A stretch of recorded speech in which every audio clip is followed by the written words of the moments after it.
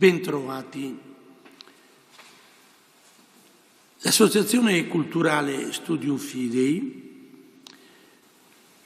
intende presentare nel 60° anniversario della uscita dell'enciclica di Papa Giovanni XXIII, Pacem in Terris, una riflessione su questo documento che potremmo sottolineare come il testamento spirituale di Papa Roncalli. Infatti, egli firma questo documento il 9 aprile del 63 e ai primi di giugno del 63 il Signore chiama Giovanni XXIII nella gloria del suo regno, al di là di questa realtà viatoria. Questo documento fece molto scalpore, perché esce in un momento molto interessante per quanto riguardava un criterio di superamento di una conflittualità. C'erano ancora i due blocchi, aveva appena sciolto, grazie anche al suo intervento,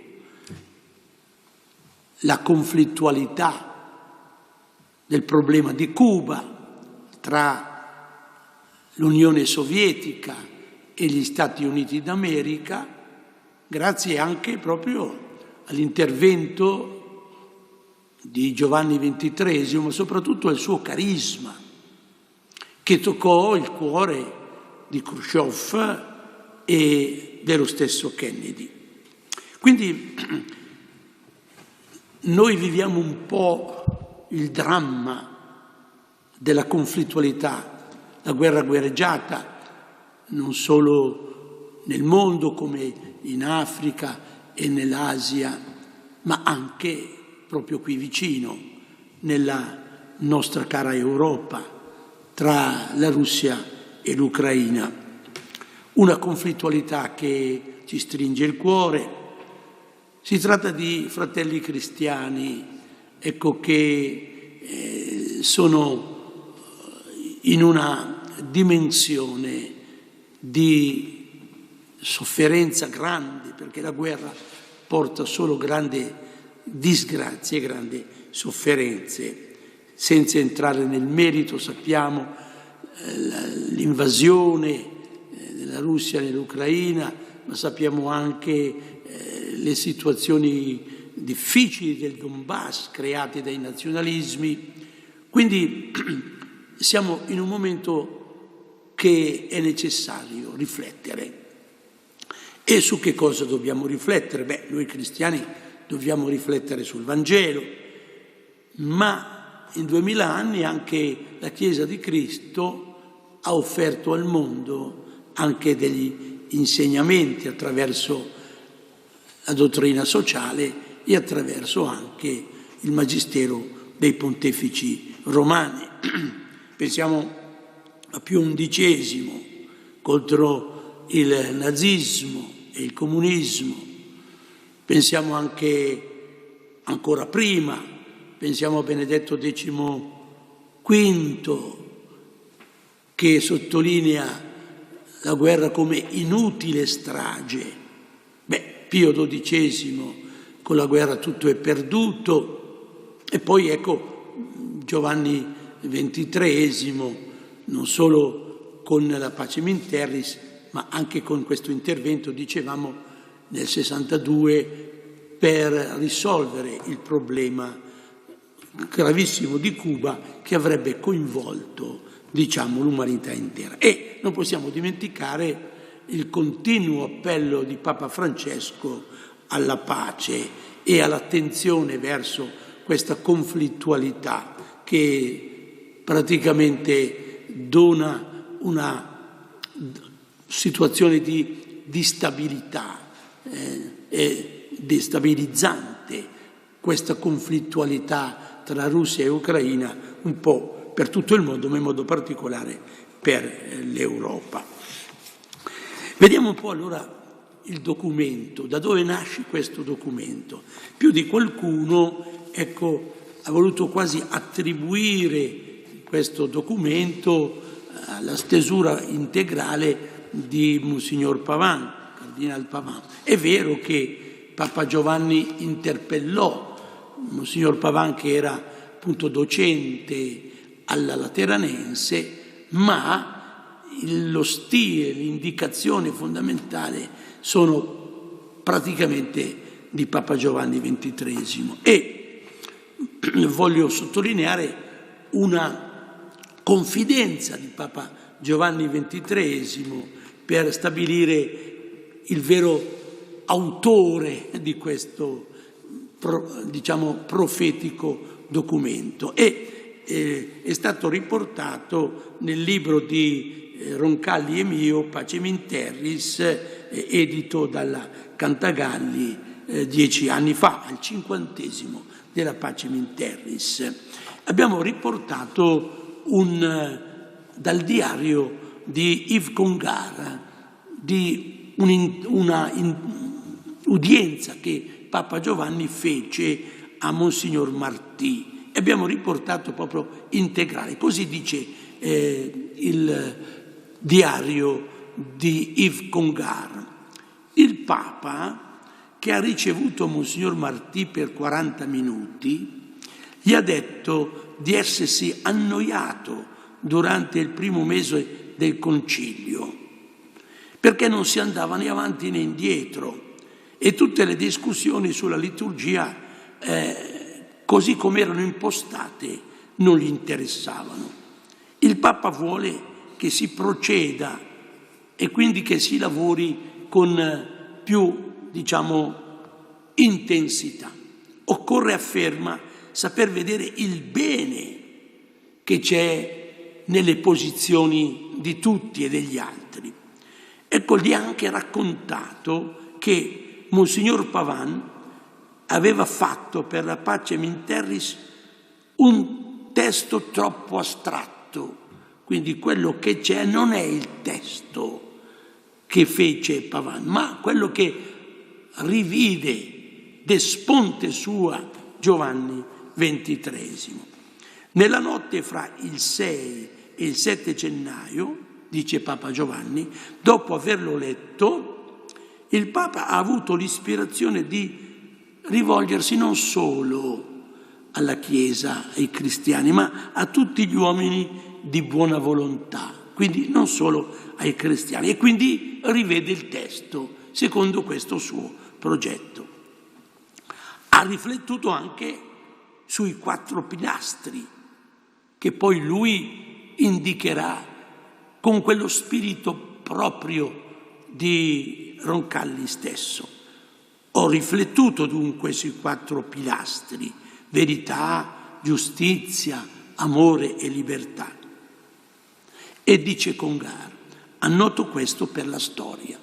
Dunque molto si è detto dell'importanza dell'apporto di Pavan, che poi sarà fatto cardinale, ma ecco che qui Giovanni XXIII dice sì, ha apprezzato il lavoro, ma poi lui ha rivisto questo lavoro secondo i suoi criteri. Ebbene, spesso Papa Giovanni giustamente passa come il Papa buono. Non dimentichiamo che Papa Giovanni fu un fine diplomatico, mai disgiunto dall'attenzione per un ascolto nei confronti delle problematiche dell'uomo moderno.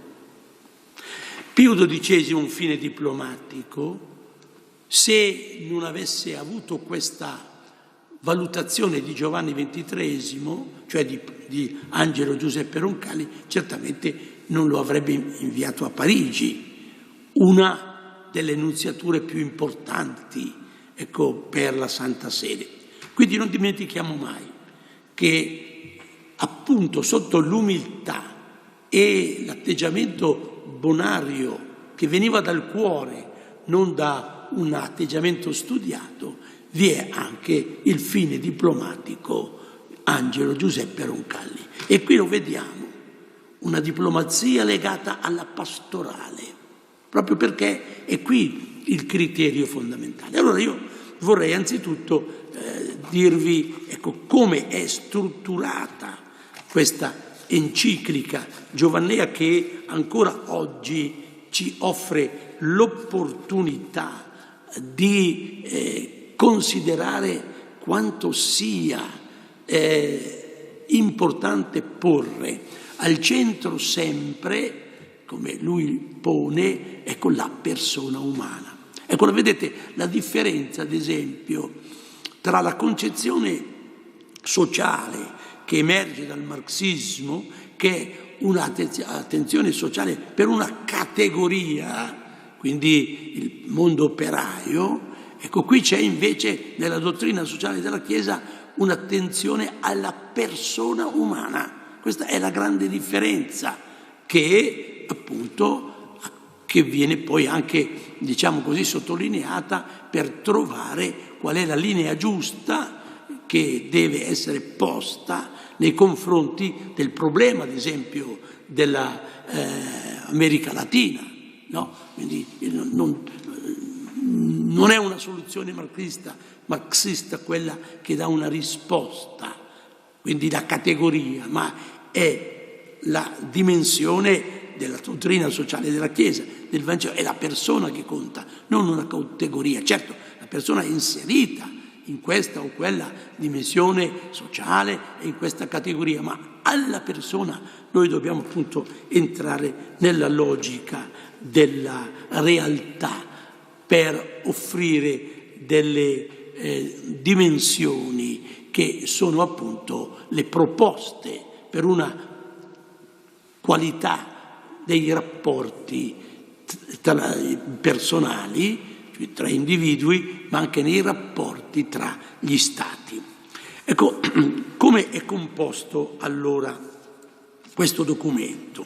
L'enciclica è composta da un'introduzione e da 5 densi capitoli che indicano in modo molto concreto quello che è la proposta, quella che è la proposta della dottrina sociale della Chiesa per un percorso educativo alla pace. Proprio da questa enciclica e poi da quelle dei suoi successori, quindi Paolo VI, Giovanni Paolo II, Benedetto XVI e Papa Francesco nella Fratelli Tutti, ecco, il criterio fondamentale è proprio questo: educare alla pace.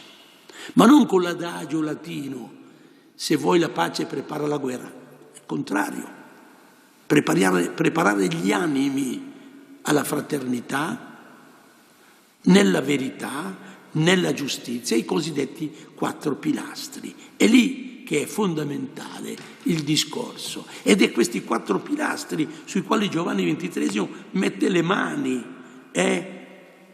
Quindi sì, accetta il lavoro, lo studio, il lavoro di Pavan, ma poi mette il suo cuore pastorale e la sua, diciamo, esperienza diplomatica. Quindi un costruire i rapporti fondamentali delle persone nella verità, nella giustizia, nella libertà, ma ecco qui quello che mette in evidenza Papa Giovanni: l'amore, quindi la dimensione della realtà agapica.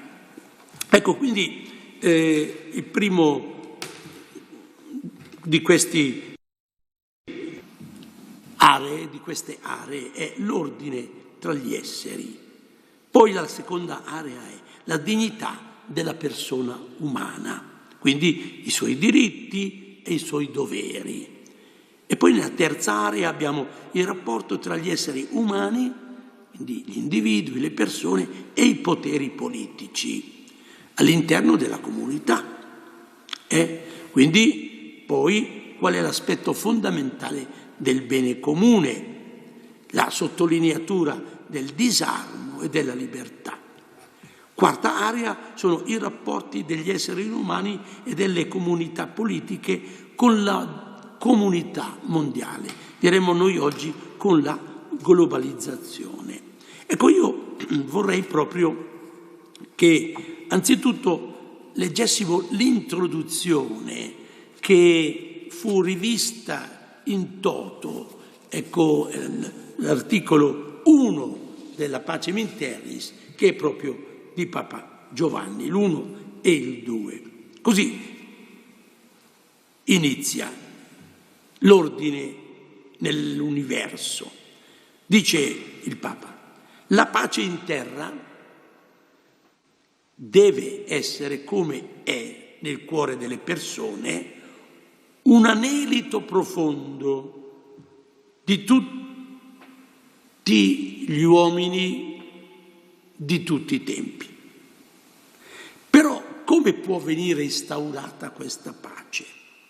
Solo nel pieno rispetto dell'ordine stabilito da Dio. Ecco, Papa Giovanni entra in una dimensione che è la politica internazionale da credente. Allora c'è un ordine degli esseri, quell'ordine che è, diciamo, il fondamento dei principi della coscienza, e se non si rispetta quest'ordine, ovviamente nella responsabilità di ciascuno, ma non solo in una valutazione soggettiva, ma una valutazione oggettiva, ecco, noi mettiamo in scacco matto il discorso della pace. Quell'ordine stabilito da Dio, quindi il primato della persona umana, il rapporto tra la persona umana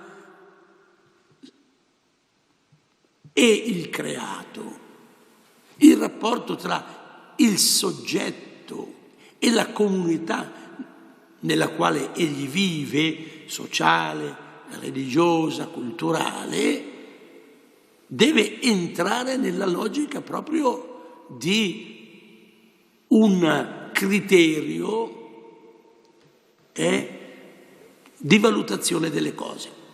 Qual è il primo e qual è l'ultimo? Se l'ultimo è in difficoltà, ecco che io prendo la parte dell'ultimo, ma per sottolineare che cosa? La dimensione essenziale che deve essere patrimonio di ogni pensiero e di ogni relazione.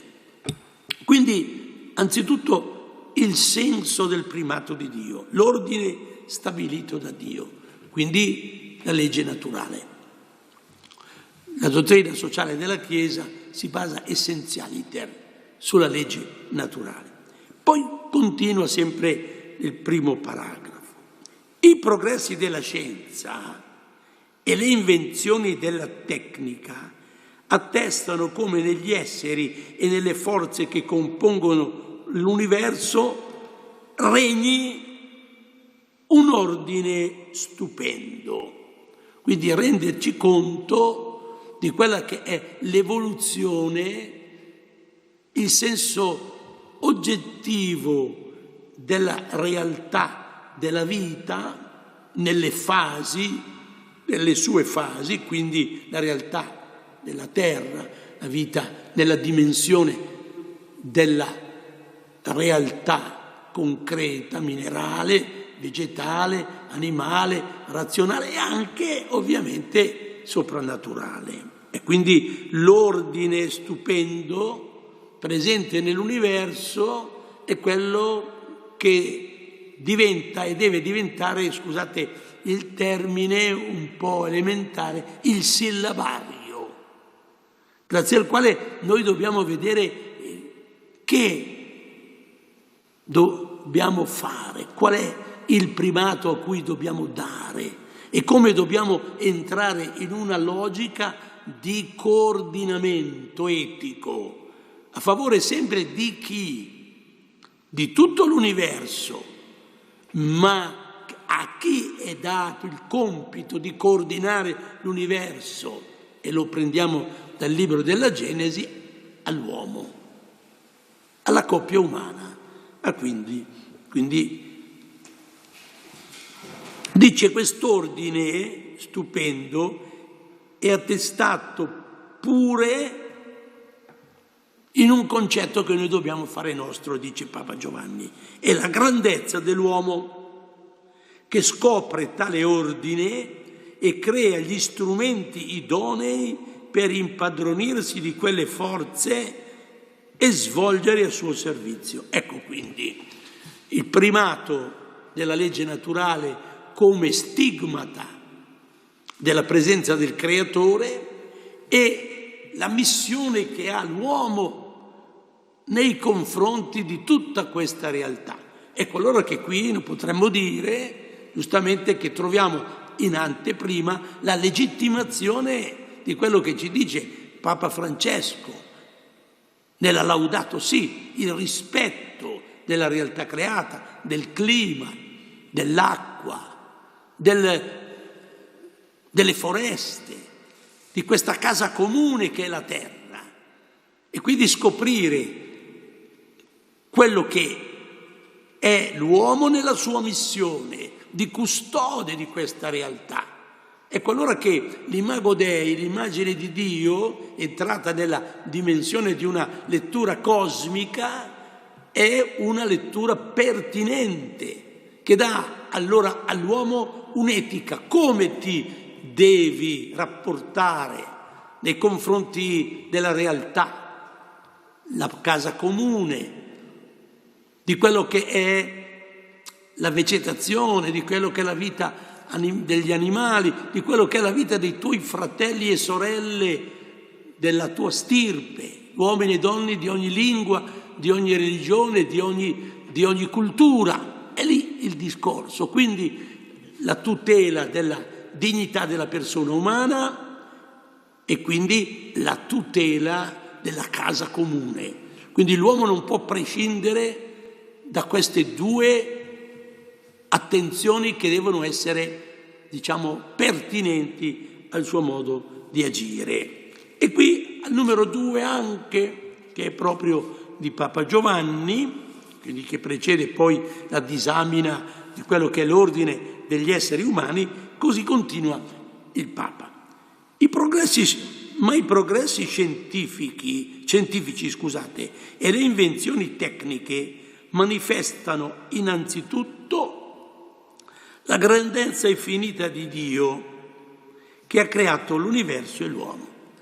Ecco che non si condanna minimamente l'evoluzionismo, si guarda come è evoluta la realtà della vita, la zoe, e quindi il progresso scientifico in sé per sé non è contrario a ciò che viene ad essere intrinseco nella realtà degli esseri che costituiscono il nostro pianeta, tutti gli esseri. Quindi la ricerca scientifica non è un qualcosa da impedire. La ricerca scientifica ovviamente è qualche cosa che poi, se è fatta con rettitudine, mi manifesta che cosa? La grandezza di ciò che ha impresso l'inizio della vita. E quindi ecco che la sottolineatura di Dio creatore, un concetto che è presente in tutte le religioni monoteiste, sia l'ebraismo, il cristianesimo e anche l'islamismo. Dio creatore, che non significa negare l'evoluzionismo, ma significa sottolineare che all'inizio non c'è una dimensione caotica nel porre l'evoluzione degli esseri e neanche una dimensione dispotica, c'è una dimensione di amore. E poi il Gian Vangelo ci sottolinea proprio il fatto che Dio è amore. Possiamo dare tutti gli altri attributi, l'eternità di Dio, l'immensità, l'infinito, eccetera, ma la cosa fondamentale è che Dio è amore, come sottolinea poi Papa Benedetto XVI nella sua enciclica Deus Caritas Est. Ma dal Vangelo in poi c'è questa sottolineatura e noi siamo testimoni di che cosa? Dobbiamo essere testimoni di questo Dio amore, quindi dobbiamo vivere nella dimensione agapica, dioblativa, nel rapporto con Dio e con l'opera sua, che è la creazione. Dobbiamo rapportarci con amore e ovviamente con intelligenza. E qui c'è una bella professione di fede nei confronti di Dio creatore. Sempre al numero 2 della Pacem in Terris, dice Papa Giovanni: Dio ha creato l'universo, profondendo in esso tesori di sapienza e di bontà. E cita il Salmo 104, come dice appunto il salmista: O Signore Dio nostro, quanto è grande il tuo nome su tutta la terra. E ancora cita un altro salmo, prima questo salmo che abbiamo citato è il Salmo 81, poi cita il Salmo 104. Quanto sono grandi le tue opere, Signore, tu hai fatto ogni cosa con sapienza. E cita il libro della Genesi poi: e ha creato l'uomo intelligente e libero a sua immagine e somiglianza, costituendolo, ecco qui, Signore dell'universo.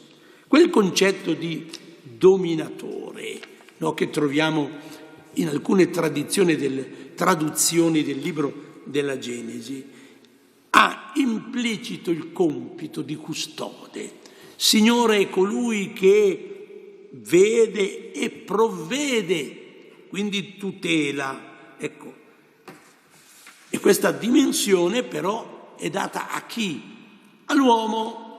E come lo definisce Papa Giovanni l'uomo, traendolo dal Salmo 8, rifacendosi al momento del Dio creatore? Hai fatto l'uomo per poco inferiore agli angeli e lo hai coronato di gloria e di onore e lo hai costituito sopra le opere delle tue mani e hai posto tutte le cose sotto i suoi piedi.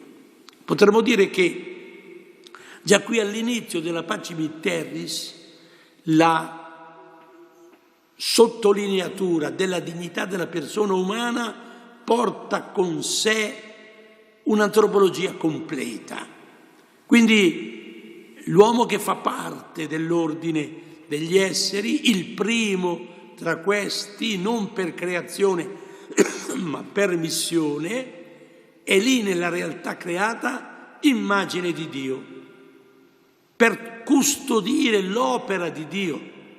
E quindi ogni persona umana deve essere educata a questa missione, di essere, inserita la persona umana in questa signoria di attenzione, di promozione, e questa signoria in modo particolare di servire la vita.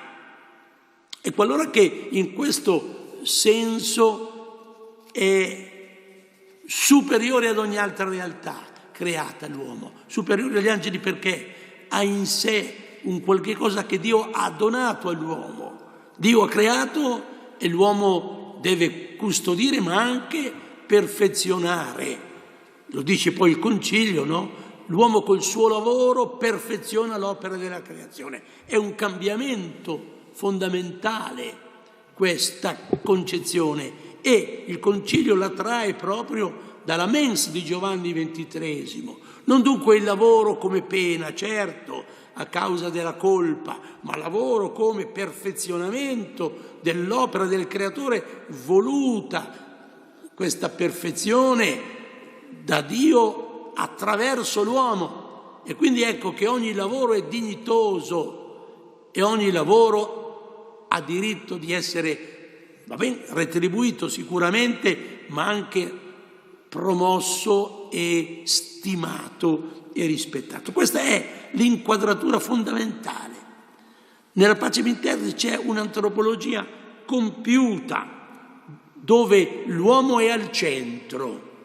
Allora molti dissero, ecco, qui noi troviamo una, vicinanza alle tesi filosofiche indiane come il buddismo, che pone l'uomo al centro. Certo, il cristianesimo pone Dio come all'origine della vita, ma nella custodia della vita Dio delega la sua immagine e somiglianza, delega l'umanità. Ecco la grande responsabilità che ha l'uomo, ecco la grande dignità che emerge già dai primi 2 articoli della Pacem in Terris, che sono proprio queste di Giovanni XXIII. Come abbiamo visto, sì, si è avvalso di un lavoro, di un competente, ma ha dato poi la sua impressione. E la dimensione antropologica Papa Giovanni l'ha recepita dove? Da tutti i suoi ministeri. Il ministero, ad esempio, vicino al vescovo Radini Tedeschi a Bergamo, quando c'è il passaggio dalla, cultura contadina all'inizio della cultura industriale, quando lui è a tutela del lavoro delle donne, e poi, ecco, quando si trova durante la seconda guerra mondiale ad Istanbul e viene a cercare, tra virgolette, di cogliere, ecco, la necessità di far comprendere a un rappresentante del governo tedesco la necessità di sentire che tutti gli uomini sono fratelli al di là della loro stirpe, e grazie proprio a questa amicizia,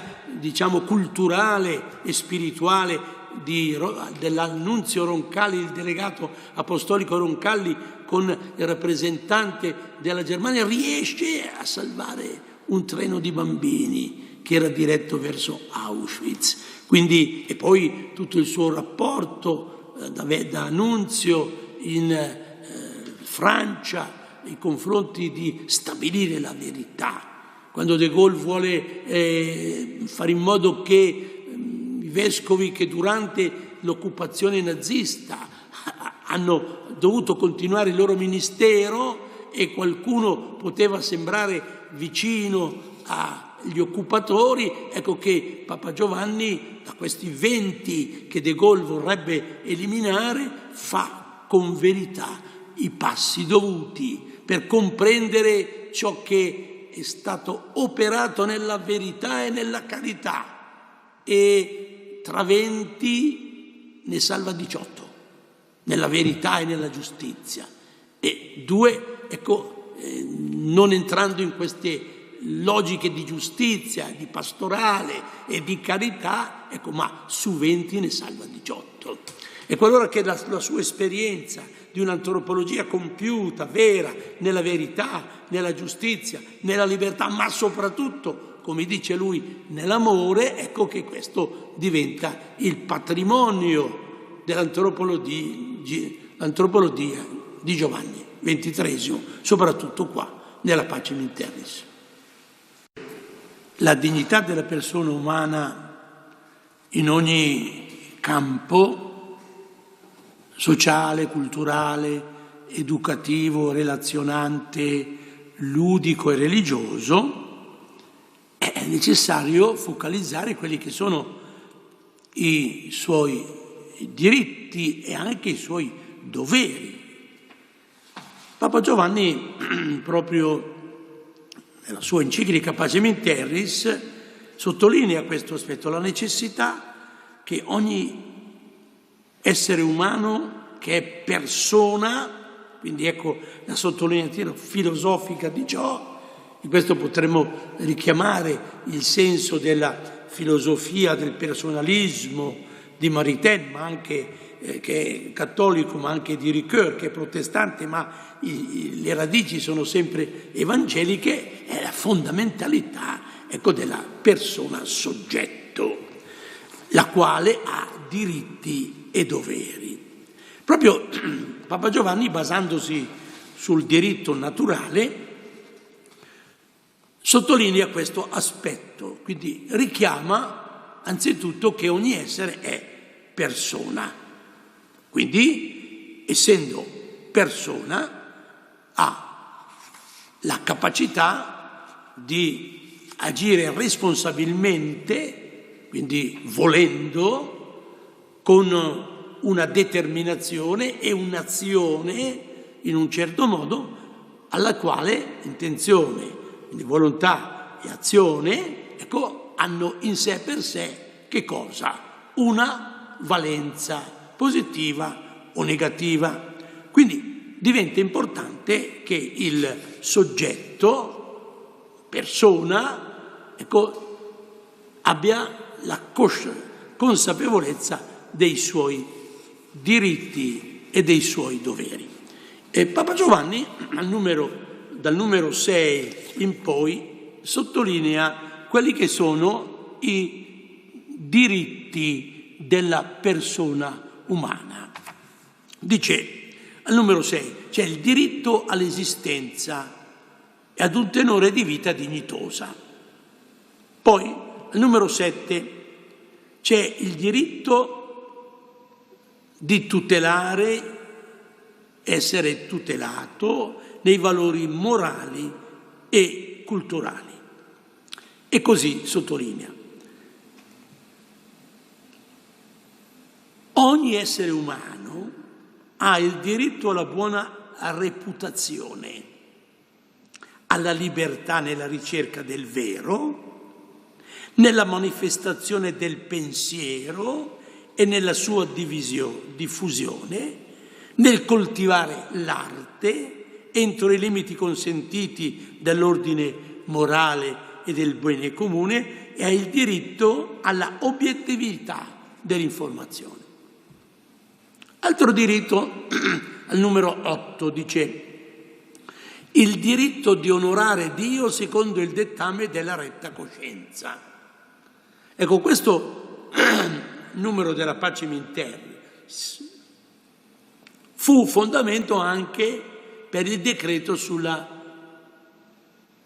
libertà religiosa, quindi la dignitatis umanae, perché appunto ogni essere umano ha diritto, secondo la sua coscienza, a espletare la sua fede. Ecco che si supera quel discorso apologetico e si chiede all'umanità intera. Papa Giovanni dice quindi alla Carta dei diritti dell'uomo, ecco, del 48 si richiama, ma anche è una prospettiva per la Carta europea, quindi la libertà religiosa fondamentale. E così recita: ognuno ha il diritto di onorare Dio secondo il dettame della retta coscienza. E qui il Concilio, ecco, si riferisce a questo paragrafo proprio per sottolineare questo aspetto. Quindi il diritto al culto di Dio privato o pubblico. Infatti, come afferma con chiarezza, cita Lattanzio, siamo stati creati allo scopo di rendere a Dio il giusto onore che gli è dovuto, per riconoscere Lui solo e di seguirlo. Questo è il vincolo di pietà che a Lui ci stringe e a Lui ci lega, e dal quale deriva il nome stesso di religione. Siamo legati a questo rapporto. Quindi poi cita Leone XIII quando afferma nella nella sua enciclica Libertas Prestantissimum di Leone XIII, questa libertà vera e degna dei figli di Dio, che mantiene alta la dignità dell'uomo, è più forte di qualunque violenza ed ingiuria. E la Chiesa la reclamò e la ebbe carissima ognora. Siffatta libertà rivendicarono con intrepida costanza gli apostoli, la sancirono con gli scritti gli apologisti, la consacrarono molti martiri con la propria donazione di vita. Ecco quindi che ci si richiama allora il decreto Dignitatis Humanae del Concilio, che molti contestano, ha già nel Magistero della Chiesa di Leone XIII delle radici che sbocciano poi in quella che è la dimensione concreta della Chiesa postconciliare, del rispetto di ogni percorso religioso. Poi parla Papa Giovanni del diritto alla libertà nella scelta del proprio stato. Quindi ciascun essere umano ha il diritto di scegliere il suo percorso culturale, etico, lavorativo. Ecco, quindi poi qui cita, ecco qui Papa Giovanni dice: ogni essere umano ha il diritto alla libertà nella scelta del proprio stato di vita, celibatario oppure sponsale, oppure, eccoci, diciamo così, anche nella realtà culturale, scegliere questa o un'altra cultura. Quindi il diritto di creare una famiglia in parità di diritti, di doveri fra l'uomo e la donna, come pure il diritto di seguire la vocazione al sacerdozio e alla vita religiosa. E qui egli sottolinea la dottrina cattolica. La famiglia fondata sul matrimonio si richiama alla legge naturale, contratto liberamente però, ecco, il matrimonio deve essere lasciato libero all'uomo e alla donna che scelgono il proprio partner. Quindi, attenzione, è qui la condanna dei matrimoni combinati. Certo, un rispetto anche nei confronti dei genitori che si preoccupano dei figli. Dice Papa Giovanni, i genitori posseggono un diritto di proprietà nel mantenimento dei figli e nella loro educazione, ma non nel loro futuro. Il futuro è dei figli.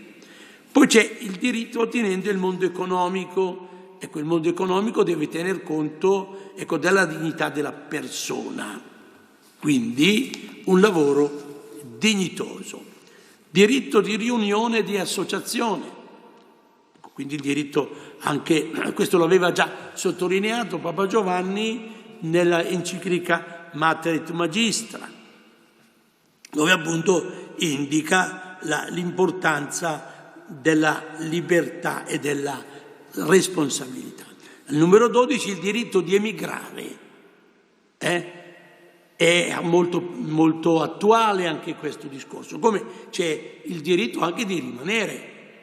Quindi c'è il dovere degli Stati di fare in modo che sia garantita una dignità della persona, ma anche della vita delle famiglie, della vita economica, eccetera. Quindi il diritto di emigrare e di immigrare. Ogni essere umano, dice Papa Giovanni, ha il diritto alla libertà di movimento e di dimora all'interno della comunità politica di cui è cittadino, quindi il diritto anche di rimanere nel proprio Stato.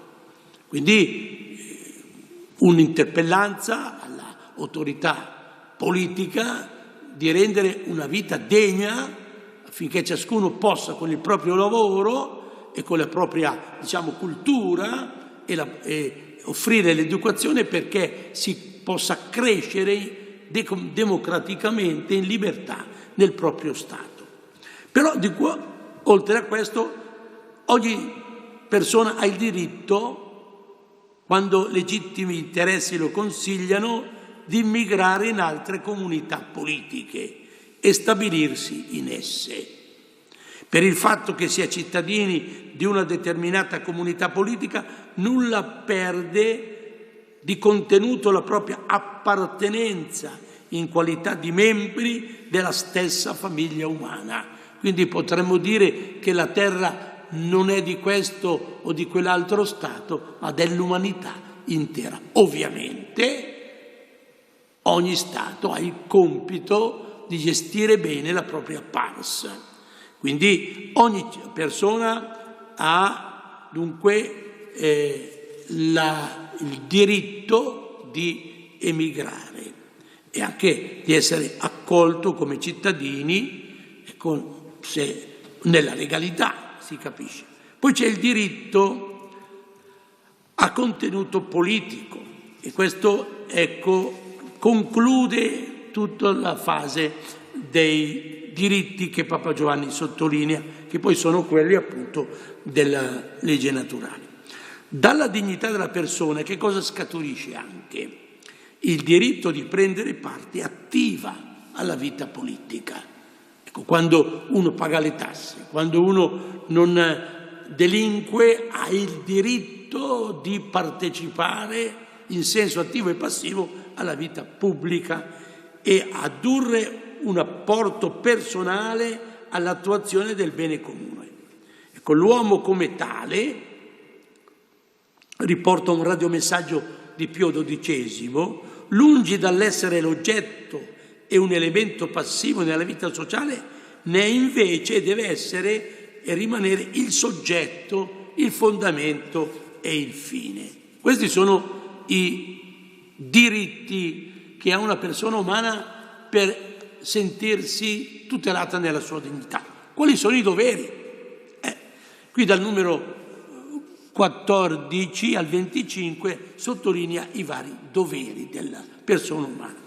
Il primo dovere: il rapporto fra diritti e doveri nella stessa persona debbono essere paritari. Primo dovere: bisogna anzitutto non discriminare. Primo dovere è il cercare di riconoscere la comune dignità a ciascuna persona, dal concepito a colui che sta concludendo la vita.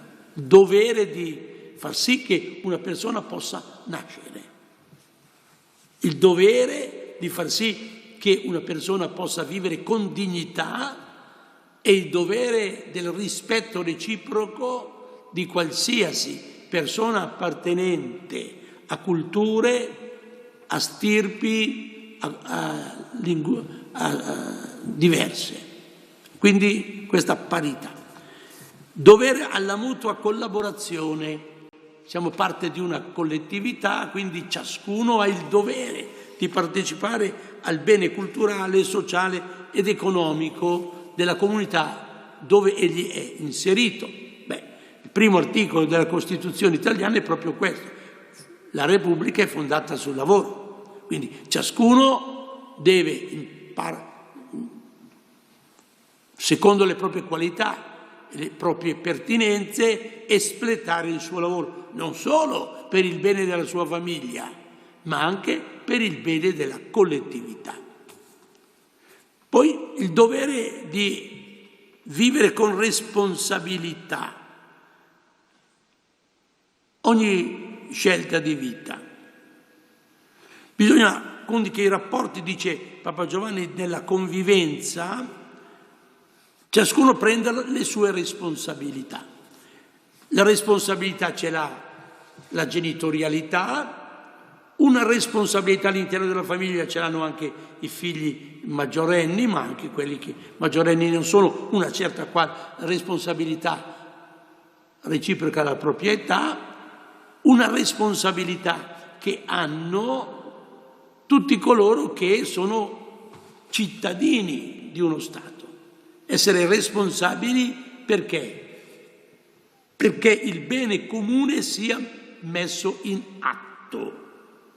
La responsabilità di far sì che sia applicata la giustizia, quindi la certezza della pena e quindi la dimensione di un vissuto dove le persone si sentono sicure, quindi il senso della responsabilità del singolo, di coloro che educano, della famiglia, ma anche dell'autorità politica.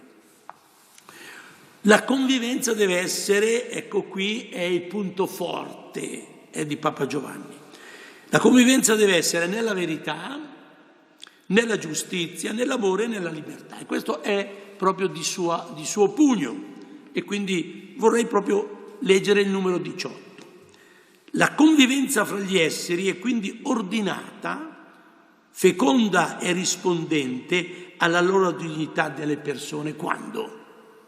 Quando si fonda sulla verità, conformemente al richiamo dell'Apostolo Paolo.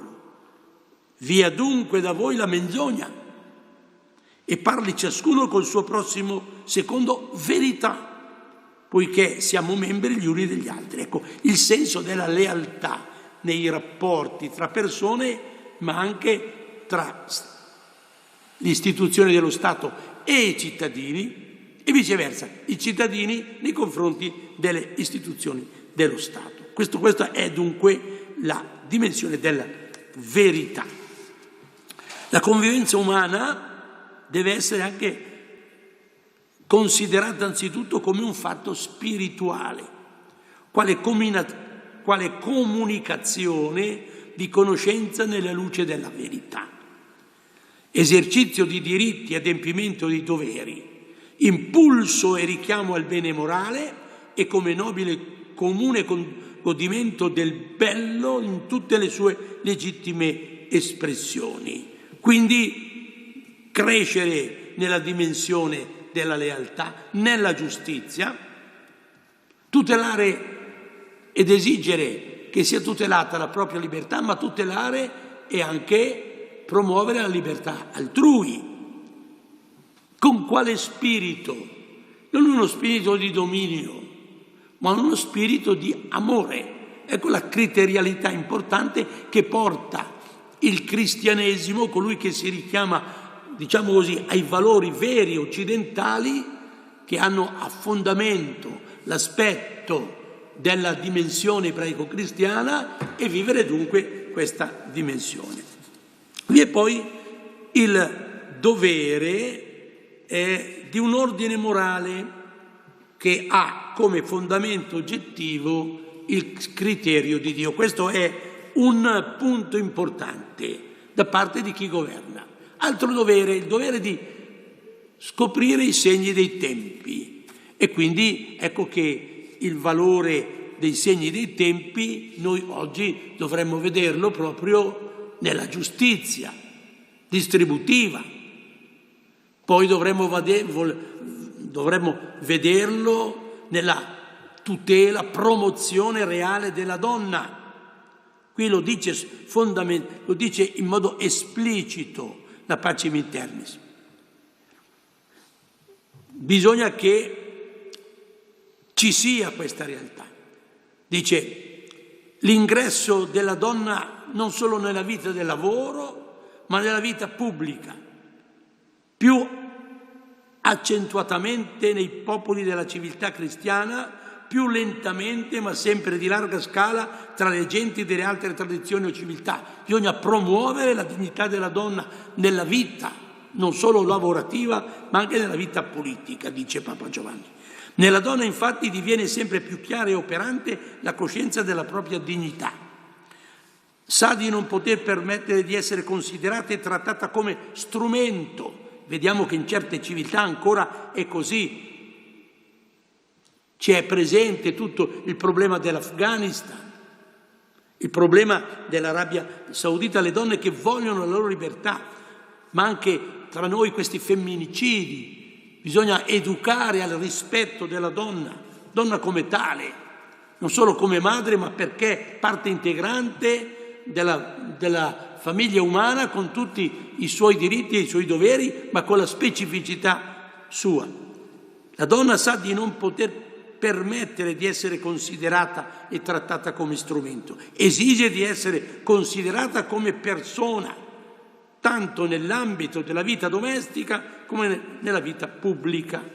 Ecco, io mi fermerei qui per suggerire a voi poi di prendere in mano l'enciclica Pacem in Terris.